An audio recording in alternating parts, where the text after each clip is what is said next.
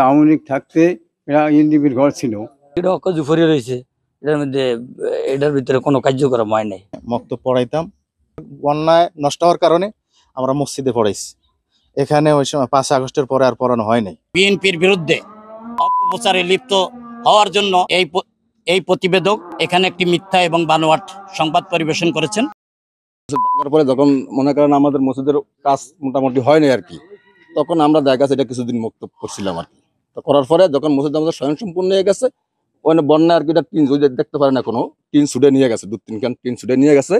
নেওয়ার পর থেকে দেখা একটা পরিতপ্ত করে হিসেবে দেখা গেছে কি অনেকে জাল ফাল পাইপ বিভিন্ন জিনিস থুইছে আর কি, কথা বলছেন। হওয়ার পরে এই 5 তারিখের পরে আর কি দেখা গেছে মোটামুটি পর্যায়ে কিছু লোকজনকে জায়গাটা পরিষ্কার করিয়া মোটামুটি আমরা একটু বইটা দিতে পারি, একটু বইটা এই হিসাবে আর কি রাখছিলাম। আপনার বক্তব্য ওই যে আমাদের ঘর মসজিদ যখন আমাদের দেখা গেছে ছিল আর কি, কাজ স্বয়ং সম্পূর্ণ ছিল না, তখন আমরা হালকা পাতলা কয়েকদিন বক্তব্য করছিলাম আর কি। মক্তব পড়াইতাম, বিভিন্ন সময় দেখা যায় মসজিদ ভাঙার পরে এখানে আমরা মসজিদে মক্তব পড়াইছি, নামাজ পড়াইছি, জুমার নামাজও পড়াইছি এখানে, এবং কি তারাবির নামাজও পড়ছি। এরকম চলছে কিছুদিন।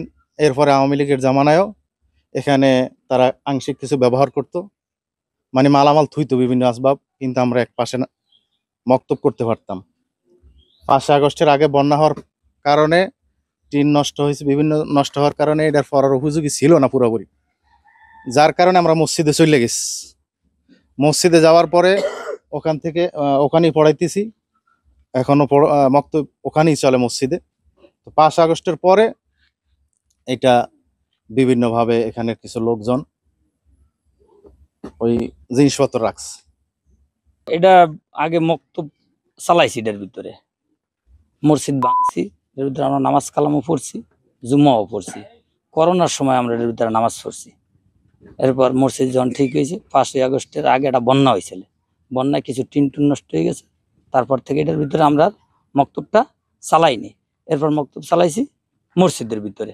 5 আগস্টের পর এটা অকাজ হয়ে রয়েছে, এটা আমরা কোনো কার্যক্রম এটার ভিতরে করিনি। তার বন্যায় টিন উড়ে দিয়ে যাওয়ার পর এগুলো লইয়ে গেছি গিয়া। শেষ পর্যন্ত আমার মসজিদ যখন ভাঙি ফেলাইছি, কারণ আমার নামাজ পড়ার কোনো কায়দা নাই। শেষ পর্যন্ত এগুলো কইয়া চাবি নিয়া আমরা কয়েকদিন নামাজ পড়ছি, আর ওই মসজিদে নামাজ পড়ছি আর তারাবি পড়ছি। বাংলাদেশ জাতীয়তাবাদী যুবদল কেন্দ্রীয় কমিটির বিপ্লবী সাধারণ সম্পাদক, চরফেশন ও মনপুরার গণমানুষের নেতা নুরুল ইসলাম নয়ন ভাই আমাদেরকে এই একটি দৈনিক পত্রিকায় নিউজের দেখে তার দৃষ্টিতে আসে। সে আমাদেরকে সাথে সাথে নির্দেশ দিয়েছেন যে কুকরিতে যে বিষয়টা ওই মক্তবগড় যেই নিউজটা এসেছে ওখানে সরজমিনে তদন্ত করার জন্য। এখানে যতটুকু বুঝতে পেরেছি যে আসলে এই মক্তবটি গত শেখ হাসিনা ফ্যাসিস্ট পালিয়ে যাওয়ার আগেই এই একটি মক্তব পরিচালনা করছিল, তবে মক্তবটি পরিচালনা করছে মসজিদটি ভেঙে নতুন পুনর্নির্মাণ করা অবস্থায়। কিন্তু 5 তারিখের আগেই তারা তাদের মক্তব নিয়ে মসজিদ ঘরে চলে গিয়েছে। কিন্তু এই ঘরটি হলো এনডিপি একটি সংস্থা নামে এনডিপির ঘর। এখানে আমরা এই ঘরটির ভিতরেও দেখেছি যে এতটা পরিত্যক্ত, এখানে গরু ছাগল এরকম বাস করে। আমরা বলতে চাই যে এখানে বিএনপির নাম ভাঙিয়ে একটি দল, যাদেরকে আমরা চিনিও না, বিএনপির কোনো পরিচয় নেই, পদবিও নেই, সদস্যও নেই, এখানে এসে তারা সম্ভবত ছবি টানিয়েছে। এটা আমার মনে হচ্ছে যে বিএনপির বদনাম করার জন্য একটি চক্র, একটি দুর্বৃত্তরা এই কাজটি করেছে। মক্তব ঘরকে পার্টির অফিসের কর্তৃক দখল একটি জাতীয় পত্রিকার শিরোনামের প্রেক্ষিতে আমাদের চরফেশন ও মনপুরার নন্দিত জননেতা জনাব মোহাম্মদ নুরুল ইসলাম নয়ন ভাইয়ের নির্দেশে আমাদেরকে সরজমিনে এখানে তদন্ত করার জন্য পাঠিয়েছেন।